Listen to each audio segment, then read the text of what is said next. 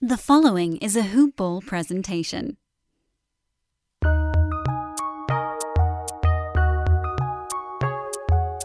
Welcome to the Fantasy NBA Today podcast.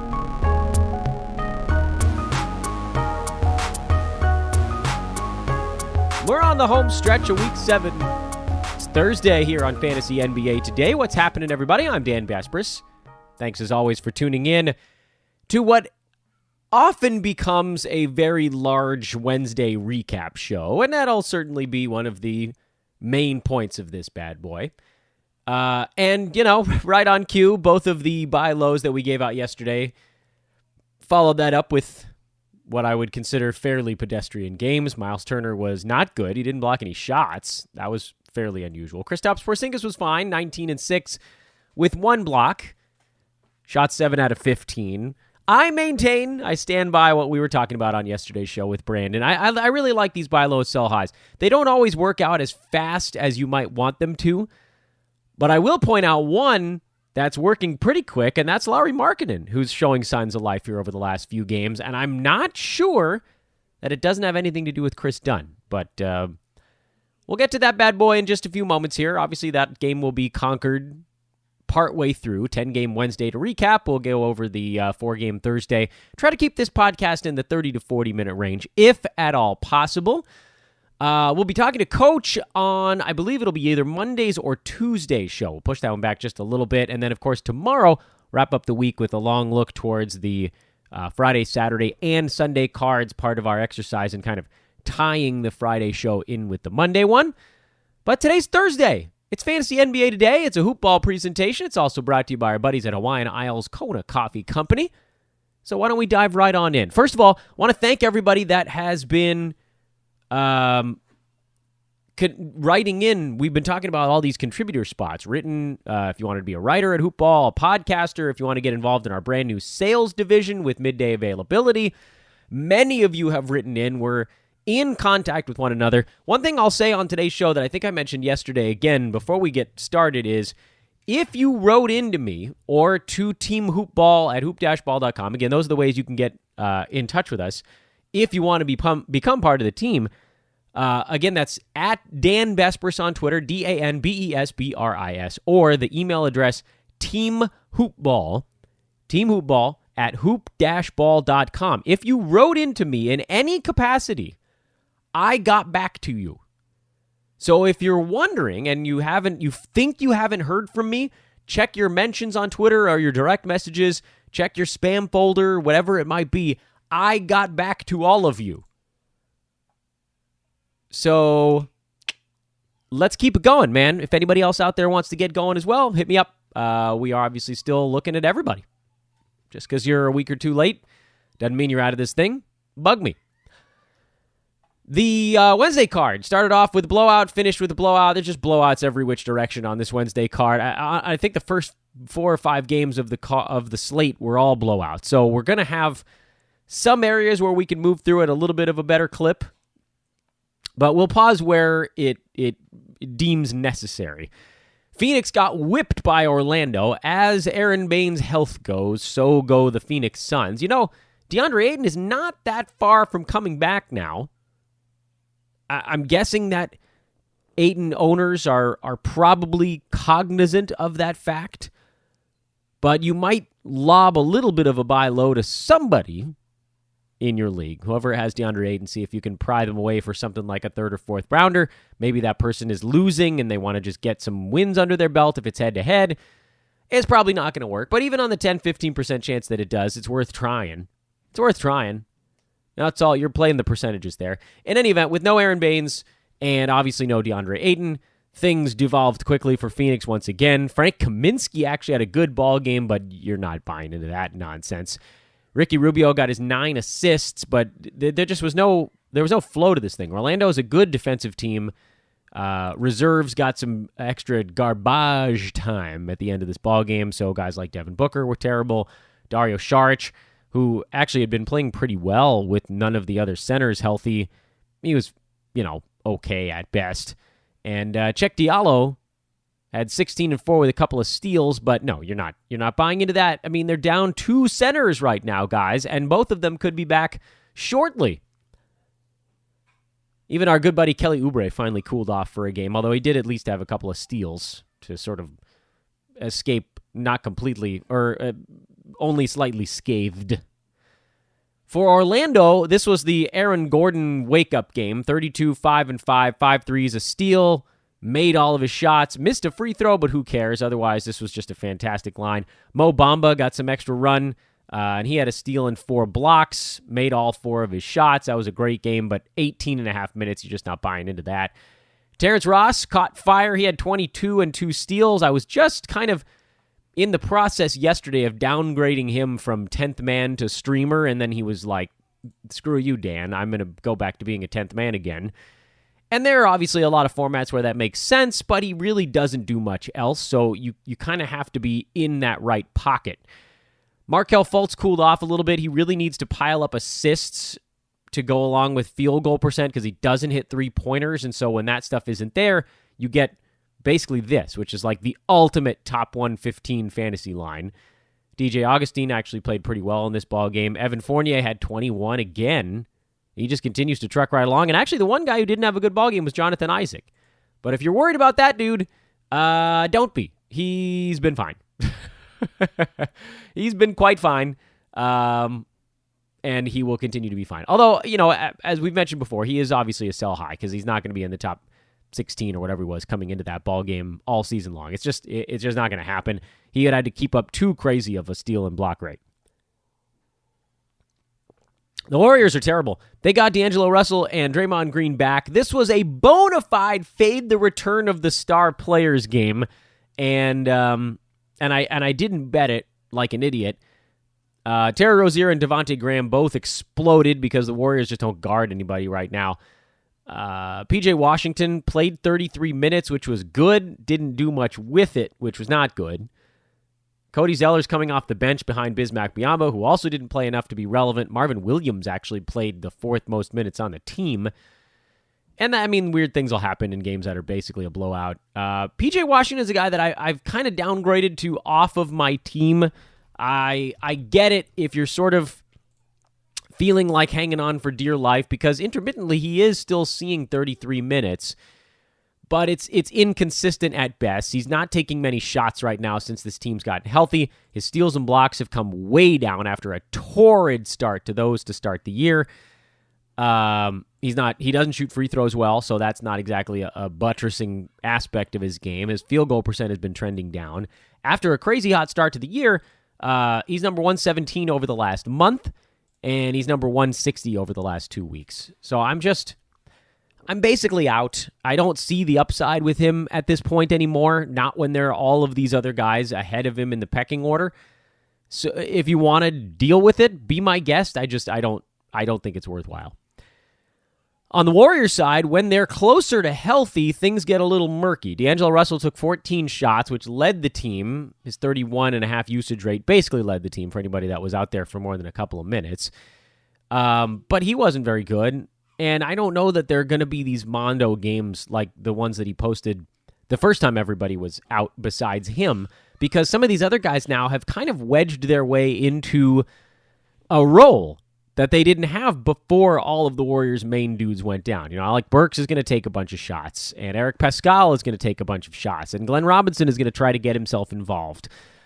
Willie Cauley-Stein is droppable. I know he had a decent ball game here with 3 defensive stats, but Looney is very slowly going to start coming for his minutes, and Kevon came off the bench in this one. He played 12 minutes, 7 and 3 with an assist. Not a good line, not far from it. We're still waiting for the kind of wake-up line from him. But he was out for 6 weeks. They're going to slowly work him back in. And as I said on 2 days ago on the pod, I'm looking for him to see what he's like about 3 or 4 games in. So I sort of don't care about these. If he did something awesome, I'd be like, oh, great, this is happening faster than expected. But there was no expectation of awesome here. The Warriors, important to reiterate, are on a 10-game stretch without a back-to-back game. So most of the main guys, the Looneys, the Greens, the D'Angelos, should play here, basically rolling up through Christmas. This is an opportunity to get a feel for what this team might look like when they're not in the midst of a bunch of back-to-backs or random fake injuries. Or real. I don't know what they are. Marquise Chris, only 14 minutes. Omari Spellman, only 13. Those guys are going to trend down here with Draymond Green and Kevon Looney back in the lineup. Kai Bowman played 24 minutes. He's going to trend down with D'Angelo Russell back. I don't know that any of these guys stay above the cut line. This is why I was so afraid to roll the dice on these dudes when the stars were out. They were only somewhat consistent then, and now there's just no consistency. Because suddenly, particularly Russell, you throw the highest usage guy back into the mix. I think D'Angelo is going to be probably in the top 50 range with the Warriors as long as he stays on the court. If I could trade him for a top 65 guy that I know is going to play out the rest of the season, I would do it in a heartbeat. I know a lot of people are like, well, he's going to get traded. Yeah, he's not going to get traded to a place where he's going to be the number one option. That ain't happening. Draymond Green is going to be a disaster. Let's just hope he can get a few well-rounded lines over this 10-game no back-to-back stretch, and then you can flip him for like a top 90 guy. Again, we're looking for ways out of this mess. Pascal, I don't fully trust with other people healthy around him. Alec Burks, same issue. Kevon Looney, I'm sitting on him for another week, as I just mentioned, to see how this thing shapes up. Devontae Graham hit 10 3-pointers in a real whopper of a game. So I was talking about guys that were sort of hovering near the edge of the top 100. This obviously pushes him way back inside of that mark.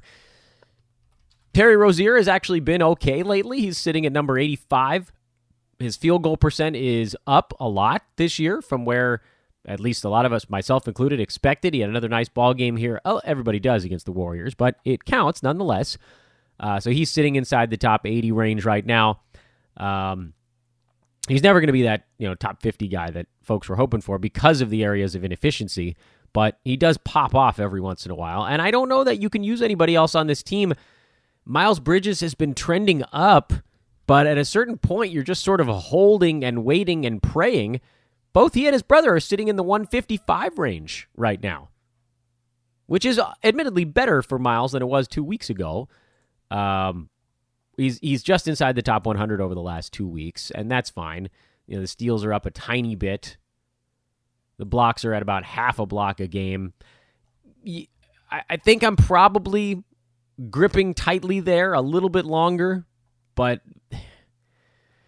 just like PJ Washington, I mean, if this thing doesn't, we're 7 weeks into the season now. It's time to start making something happen. Milwaukee blew out Detroit. Another blowout for the Detroit Pistons. They're either winning or losing in a blowout every single freaking game. They gave their guys a little bit of extra run for unknown reasons. They had no business winning this ball game, and they just kept falling farther behind. But I don't know. There was some blood between the two clubs, so whatever. Andre Drummond's free throw numbers are coming back to earth, but his other stuff has been solid as usual. 2 steals, 3 blocks. Langston Galloway had a 20-point explosion. Derrick Rose, 14-5 with a steal. He was fine. Blake Griffin, 16-10, super inefficient. He was a guy we told nobody to draft, so hopefully you dodged him altogether. And then on the Milwaukee side, it's the main 4. Giannis, Chris Middleton, Eric Bledsoe, Brook Lopez. You're not extending it any farther than those guys, nor should you. And they beat the hell out of them, so, there you go. Honest to goodness, if you can figure out the Miami Heat, you're a smarter man than I. They were 15-5 coming into this game. They looked great almost every night, and then they just got smoked by the Boston Celtics. I don't get it. Teams shot the exact same percentage from the field. Heat committed 9 more turnovers than the Celtics did. Got out-rebounded by 5, but really it was the turnover margin that dictated the end of this ball game. The foul discrepancy was there, but not overwhelming. The foul number was 20 to 25. Some of them happen to be our shooting variety. Celtics obviously made more of their foul shots. Jimmy Butler tried to keep his team in this thing by himself, and it wasn't enough. Also of note on this one, on the Miami side, first of all, Bam Adebayo missed both of his free throws, committed 4 turnovers. At what point, and it might be the end of the year. The answer might just be the end of the season. At what point do we start to think that maybe he was a little overdrafted? He's got an insane fantasy line with the glaring exception of free throw percent, which has been flat out terrible this year and at a pretty high volume as well. His turnovers are high, but that's because they're running a bunch of their offense through him, and that's why he's got 4 assists a ball game. So there's a lot of stuff to like. 57% from the field, 14, 10, and 4 with over 1.5 steals and over a block a game. Yeah, kind of trending down Free throw percent has actually gotten a little bit better after a very slow start to the year, but not by a ton. He's at like 70-something over the last few weeks after pitching in the mid-60s to start the season. So, there's obviously a very quick ascent for Bam, and that's kind of sitting on his ability to make some free throws, but I don't know that it's going to happen. Even if he gets back up to 70, he's shooting so many most games that's still going to hurt you a lot. And I know they're running a lot of things through him, and I know he's going to play a boatload of minutes, but a boatload doesn't always mean, top 30 type finishing value. He might just be a top 50 per game guy. I think there's still enough buzz and hype around his name because of the non-free throw and turnover stuff that you could probably get someone inside the top 40 for Bam by himself right now, just because it's very easy to look at him and see, well, what if? Maybe it does fix itself. I don't know, but I don't think he's ever going to get close to being a non-negative in a department where he's taking a lot of free throws. Justice Winslow had 10, 7, and 4, but missed some shots, missed some free throws, and committed some turnovers, and that's always going to be the rub with him. Kendrick Nunn had another very poor shooting game. Plenty of opportunity, continues to be the case, but some of those things actually have to go through the bucket. I wondered on the Real Big Three podcast if Duncan Robinson could be one of the other guys for this team, and he looked really good again, actually. He's kind of played his way into minutes as a guy that can reliably space the floor. He's actually, believe it or not, number 94 on a per-game basis in 9-cat. Admittedly, a lot of that is contingent on guys being hurt all the time. But guess what? Goran Dragic is hurt again. We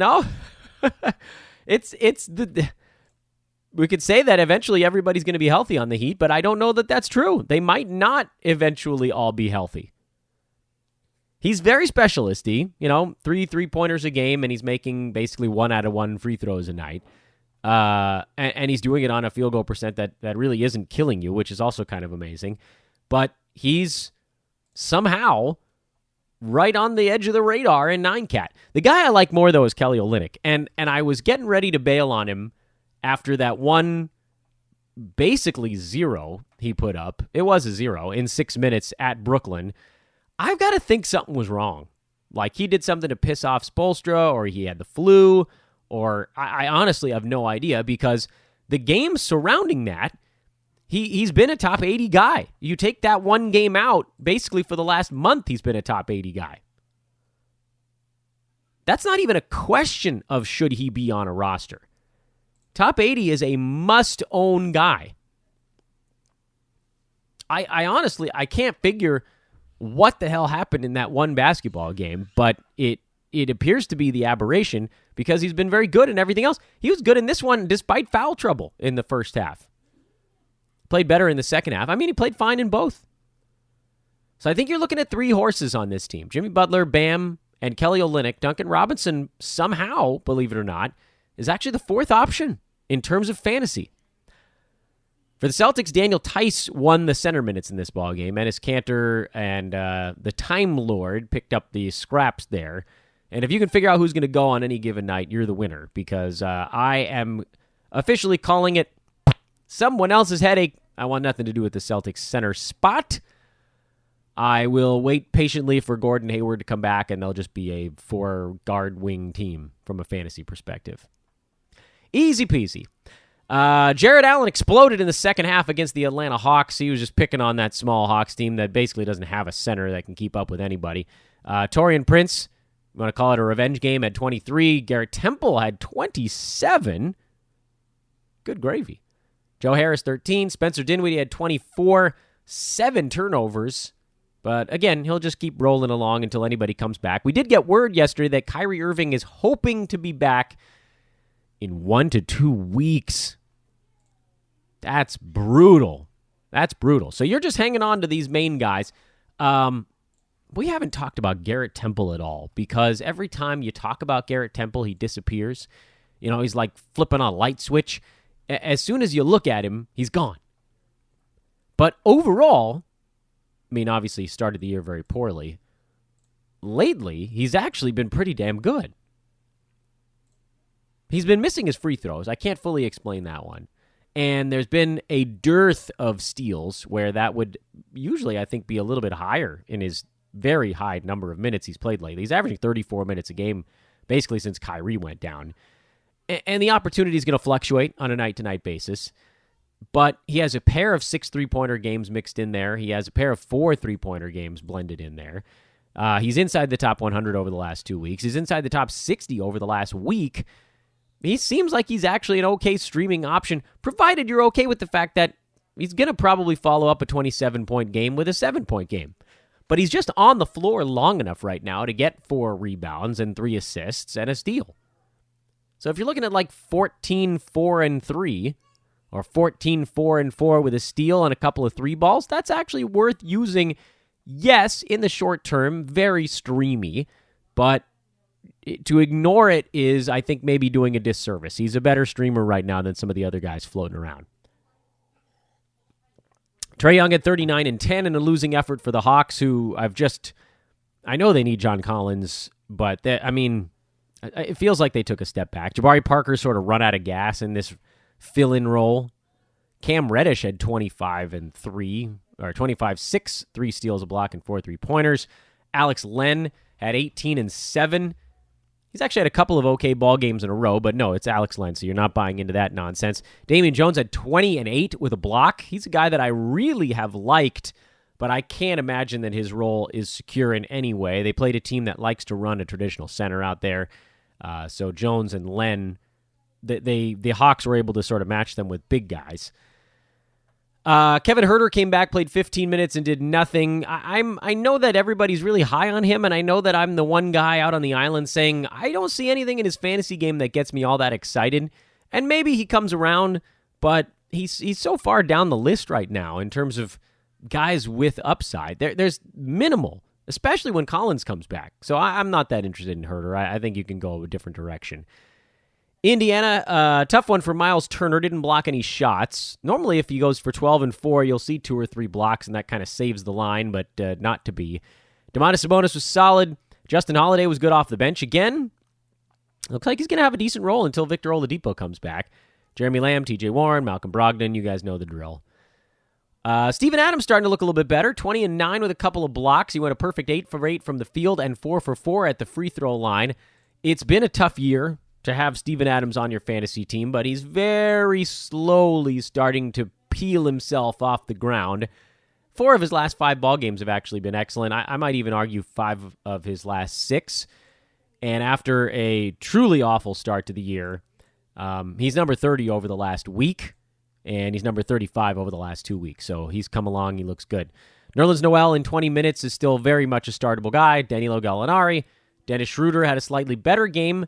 Shea had a rough shooting game, and for Chris Paul, he took a little bit more of a back seat, but still got his 10 assists, and so it goes. Even on kind of the slow nights, because of his ability to get assists and not turn the ball over, he can keep from taking a big hit on a bad night. So I'm good with that. Memphis got Jonas Valanciunas back, and they needed him to stay competitive. Valanciunas had 32 and 13 with 3 steals and a block, and he just devoured everything Chicago threw at him. Sadly, however, for Valanciunas, he didn't get much help. JJJ had 15 points on 20 shots in this ballgame. DeAnthony Melton played better than Tyus Jones by quite a bit and probably deserves to be the streaming guy as long as John Morant is out. Jay Crowder had 15 and remains right at the edge of rosterable. He's your 10th man player on this one. And then I had a question on Twitter about Solomon Hill, and I think this result pretty much answers that one. I don't care that he's playing decent minutes. He's just not good. Zach LaVine had 25, got to the free throw line a bunch. Tomas Satoransky had a good one. Wendell Carter Jr. had a good one. Lauri Markkanen had a decent one, and even Chris Dunn had a decent one. There's actually something slightly settling about the Chicago Bulls right now, and I actually want to loop back to Chicago. That's going to be the team that we really focus on here as we look back at these Wednesday box scores. So let's go through the last few games, Minnesota, Dallas, Lakers, Utah, and Sacramento, Portland, and then we'll come back to Chicago because that's actually a game that's moving the needle for me a tiny bit. Minnesota-Dallas, this was a game that the Timberwolves actually led by double digits at times. Jarrett Culver made his free throws, and so we got a little bit of a glimpse of why he was a guy worth holding on to and benching. I know if you had him benched, you missed out on a good ball game here. But when his percentages improve, and they have to eventually, nobody shoots 40% for a year at the free throw line, he can make a pretty quick jump. So he should probably be on your basketball team. He should probably be kind of chilling on your bench somewhere. And you kind of have to wait around to see when it's all going to sort itself out. I legitimately don't know when that's going to be. I have no idea. And if you're in a league where you have to start him, he's a rough guy to throw into your lineup because of the percentages. But I do think you have to at least put him on a roster and sort of see how it shakes out. There are plenty of guys that I would say you could drop for him, guys that have minimal upside. So, you can flip dudes on and off your team like that. Even if he gets his free throw percent up near 70, at least then he's not drilling a hole in your team the way that 40% is. I mean, 40%, guys, that's an obscene number. It's truly disturbing. So, good ball game for Jarrett Culver. That pushed Jeff Teague outside a little bit. He still got his 27 minutes, but didn't do anything with them. Rob Covington was great. He is one of the quiet winners so far this year. No one's talking about Covington at all, and he's number 52. Right around where he was drafted, with upside. Makes an extra part of a three-pointer, gets an extra part of a steal, and the whole thing just rockets up another 5 to 10 slots. I love it. You're getting exactly what you wanted out of him, and he's had his health, so that's cool. Andrew Wiggins, super inefficient in this ball game, but his great season continues overall, aside from the bad field goal percent tonight. Dwight Powell hurt his arm, but he was in the midst of a brilliant game. 24 points on 9 shots. Do I think he can do it again? I don't know, man. I mean, the Mavericks are all over the map from a fantasy standpoint. They keep winning ball games because they have talent and they're deep. But for Dwight Powell, I mean, this is really 2 good ball games out of his last, 12. I can't trust it, much as I'd like to. He's just not, he's not close. One big ball game isn't going to do it. Kristaps Porzingis was fine. Mentioned him much earlier in the show. Luka Doncic was actually not good in this ball game. The fact that they still won is a testament to the other guys. Jalen Brunson played well. Maxi Kleber played well. Delon Wright was a guy that I was watching. He only got 17 minutes, 4, 3, and 4. It's just really hard for anybody on Dallas to string anything together because of the hot hand dynamic. Same deal for Tim Hardaway Jr. He saw plenty of minutes in this ball game. The starters actually got benched a little bit. You saw lower minutes for all of the starters in this contest. I think if you need 3-pointers and generally some steals here, Tim Hardaway Jr. is probably worth hanging on to. But it's the same thing we've seen with Dallas a whole bunch, and that is, from a consistency standpoint, it's really hard to find it. And there's going to be an aspect of just grabbing the guys whose value makes the most sense on your team. Lakers complete the victories at altitude. Beat Denver 2 days ago, Utah last night. LeBron James, Rajon Rondo, Anthony Davis, all very, very good in this one. JaVale McGee, only 14 minutes, but still managed to churn out sort of near fantasy value. Dwight Howard hit a 3-pointer in this game. What? And Kyle Kuzma had 4 steals, 3 blocks, and 3 3-pointers. Figure this damn game out for me while going 2 for 7 at the foul line. What the crap game was this? This was a fantasy line that was all over the map. Kudos to Rajon Rondo. I'll say, you guys know I watched the Laker games live pretty much every single time. Rondo looked like the fastest player on the floor. Blew my mind. I mean, if you think that this is going to keep up on a night-to-night basis, you've got another thing coming. He's not going for 14, 9, and 12 every game. This one had a whole bunch of garbage time. He played some extra minutes. LeBron only needed 29. Anthony Davis only needed 26. They didn't have to go to Danny Green or Caruso any extra. So Rondo picked up, had a little bit of fun, basically. He's not a simple player to own in fantasy because there are going to be those games where he plays like 11, 12 minutes And when Avery Bradley comes back, it's probably going to put a pretty good ding on his ball game. But they like that he can take the ball out of LeBron's hands and they can run a little bit of offense through him just to give other people a break. Is he a 9-category guy? No. Even with this big ball game. Yeah, I mean, that's obviously going to shift the balance of his last 7 if you organize it that way. But long term, you're looking at a guy near 150. You have to have a very specific need on your fantasy team for a guy with bad percentages, both of them, field goal and free throw, that can get you some assist steals and maybe a 3-ball or 2 real fast and almost nothing else. So don't get too excited about it. It was something. Honestly, I'd rather have JaVale McGee in a 9-category league. Bojan Bogdanovic bounced back. Donovan Mitchell bounced back, but that was it. Rest of the Utah Jazz were terrible. Joe Ingles and his fill-in job didn't go well at all.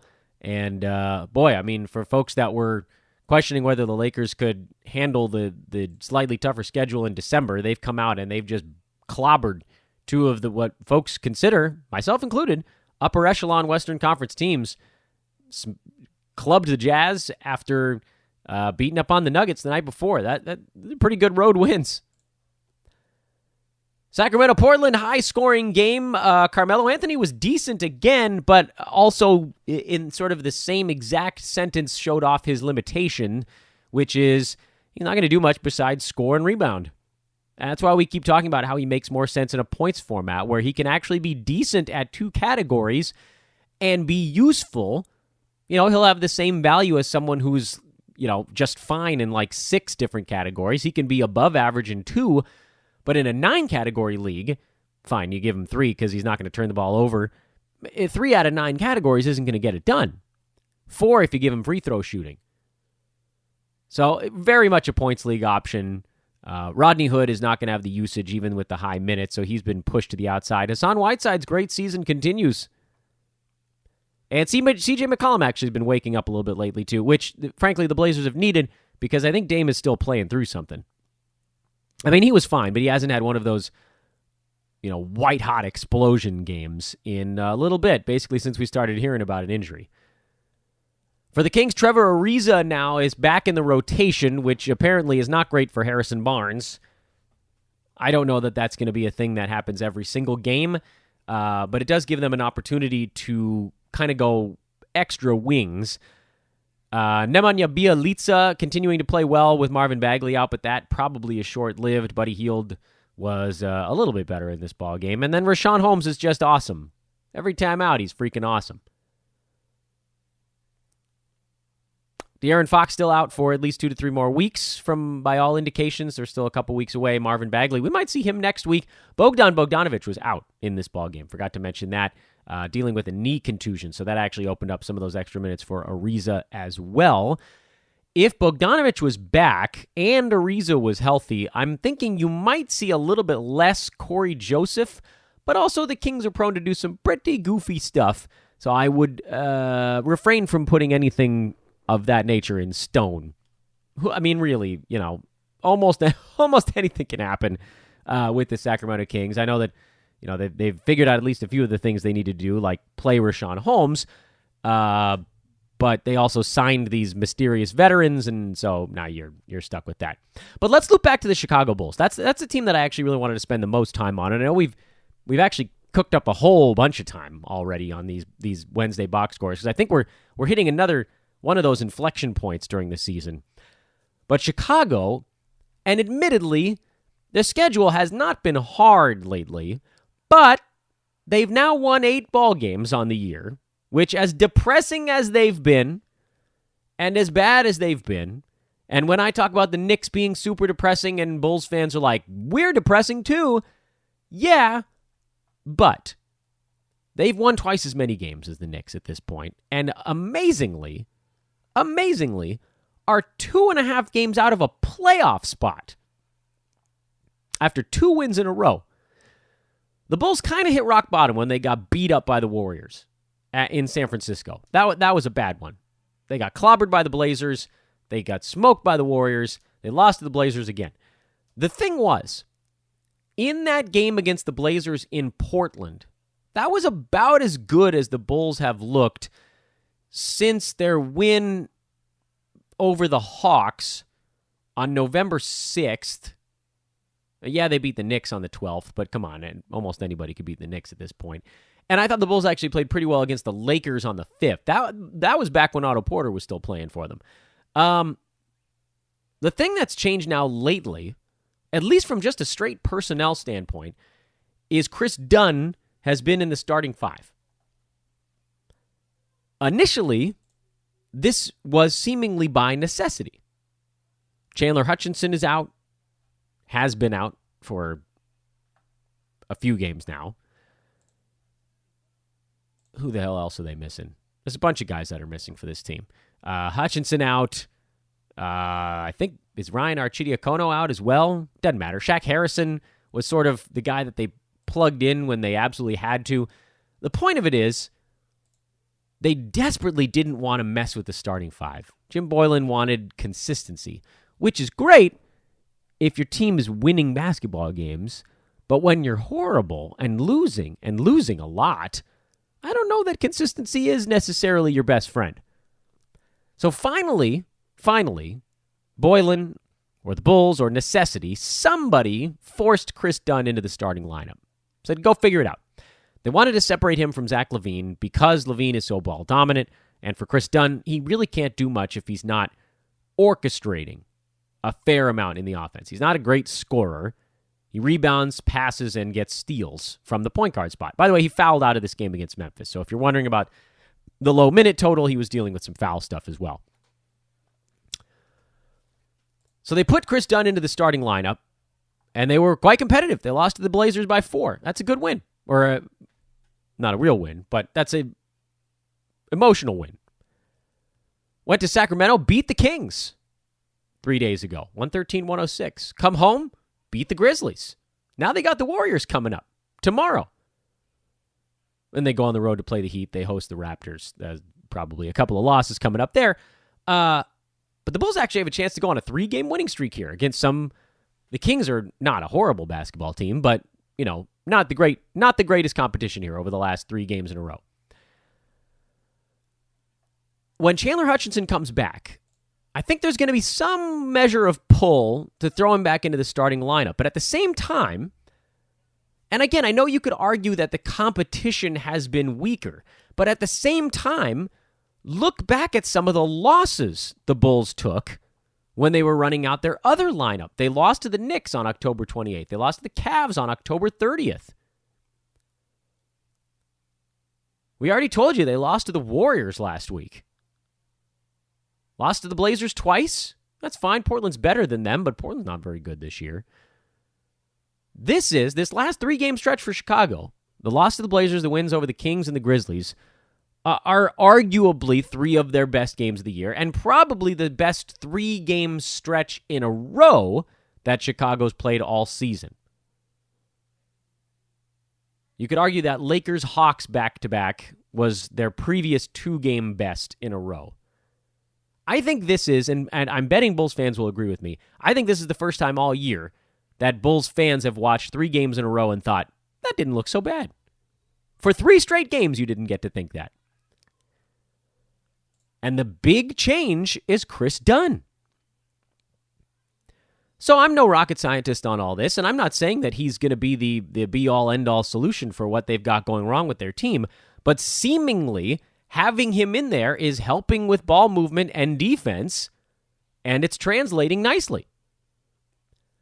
So, translating now over to the fantasy standpoint, I thought that having Chris Dunn in the starting lineup might adversely affect Tomas Satoransky, and it seemed to in the game in Sacramento. He wasn't that great in that one. Sato didn't shoot the ball well, but actually overall, the 3 games that Dunn's been starting, Sato's been fine.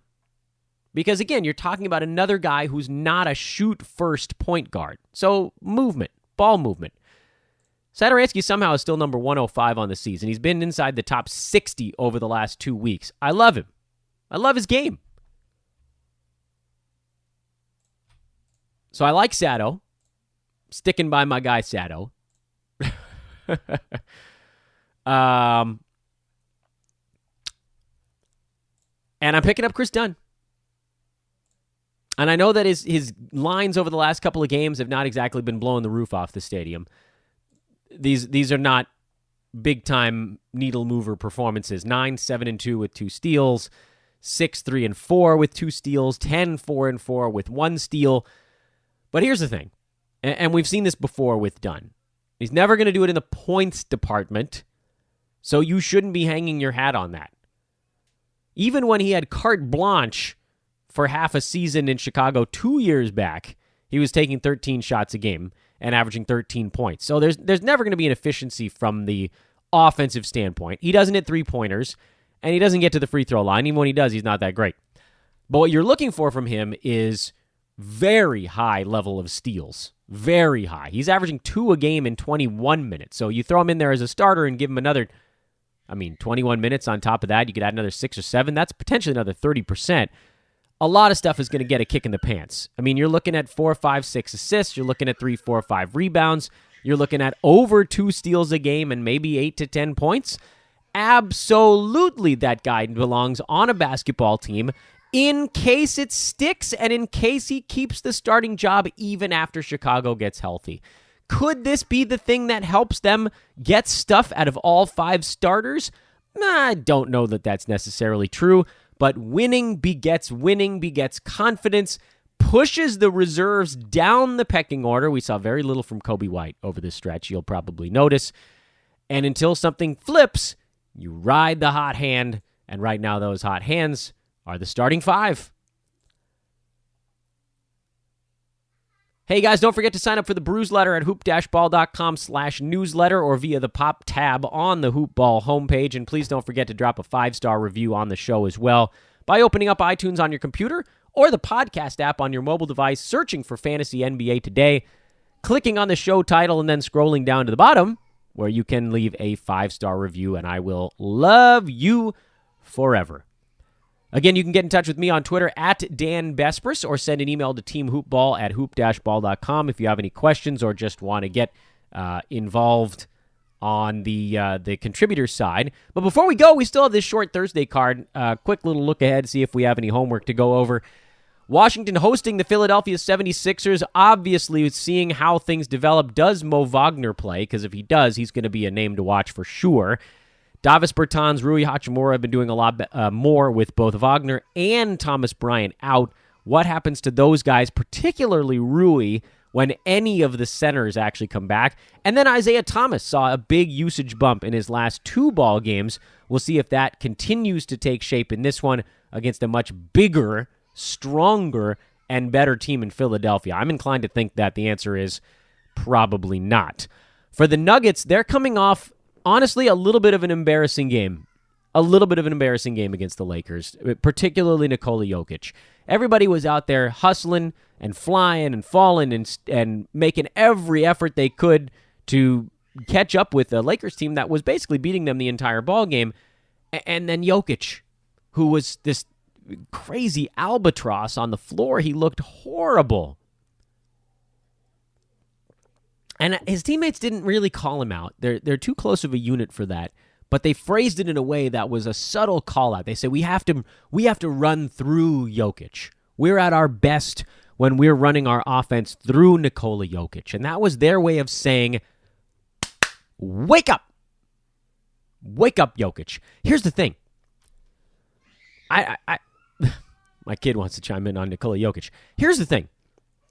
I don't know that it's that simple for him to just, poof, wake up.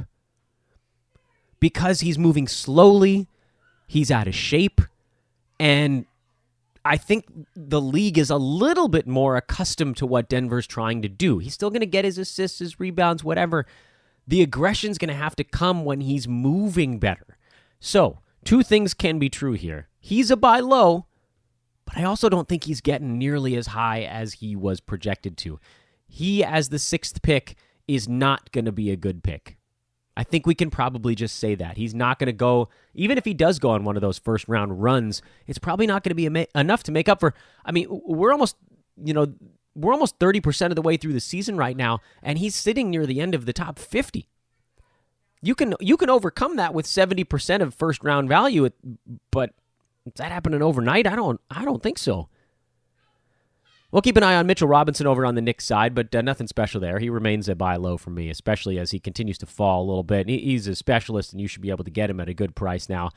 I want to know if Daniel House is playing for Houston. I miss you, Daniel House. Get back into this damn thing. You know that you're my favorite, not just because you have my name spelled funny with a U instead of an I, but I've got you on a bunch of fantasy teams, and this is a bad illness. Take a bunch of medicine. Let's get this thing going.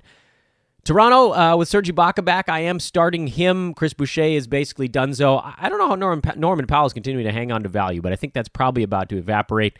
OG Anunoby is looking like he's settling more into that 3-and-D role that we kind of assumed he would, and then he went crazy to start the year, and I thought, oh, well, maybe there's more here. Now it's looking like, no, there isn't really much more there. He's 3-and-D with maybe like a little, like one round of upside beyond that. Phoenix, New Orleans, back-to-back for the Suns. I assume with Aaron Baines not playing in the first half of the back-to-back, he's not expected to go in the second, but who knows? Obviously, they need him. Derek Favors listed as questionable for this game for the Pels. That's about as close as we've gotten. He's been ruled out generally a day in advance for every one of the games he's had the back issue and then had to deal with the death in the family here over the last, I think, 3 he's now missed. If this is the one he comes back, this will be a really nice way to walk back into it. Dealing with Dario Saric and a Frank Kaminsky front court. Have lunch, Derek. I hope that this long layoff, obviously the emotional toll that it's taken on him is not something that will go away anytime soon, but hopefully it allowed him time to get his back in better shape. He was starting to look really, really good before the back spasms kicked in. So that's a thing. Obviously, that's good. If Favors does play, Jackson Hayes will disappear. Same with Jahlil Okafor. You're going to see a lot of rebounds evaporate for some of the wings like Josh Hart and Brandon Ingram, so that'll deal a little bit of a hit to those guys. I'm going to continue to roll J.J. Redick out there. I think they need his shooting and floor spacing. And, you're looking at a game here that could see a whole bunch of points and a Pelicans team that should have a lot of fantasy value. So a lot to keep an eye on a short Thursday card. Should be a fun one. Again, tomorrow we'll wrap things up here on Fantasy NBA Today for the week. We'll get you profiled for the weekend in preview, as we've been doing every week. A lot of things to keep an eye on, man. Good time for homework assignments. Check out all your teams. See how different pieces fit. That's really the lesson of this week. You're not at the point of the year where you need to be hunting specialists yet. You should still be chasing upside in your waiver wire pickups for now, and that's why it's important to catalog guys into streamer category. Are they a little bit more than that? Is there anywhere they could go that's up? And it's why we actually spend a little bit more time with a guy like Chris Dunn and a guy like Jarrett Culver in going over some of that stuff from the Wednesday box score. I know we have a show called the Box Score Breakdown. I know that this show almost turned into an episode of the Box Score Breakdown. I also know that's going to happen sometimes during the regular season. Rate and review the pod. Hit me up if you want to be a contributor. Sign up for the Brews letter. Have a wonderful Thursday, everybody. What the hell day is today? We will talk to you Friday. Wrap things up. I am Dan Vespris. Toodaloo.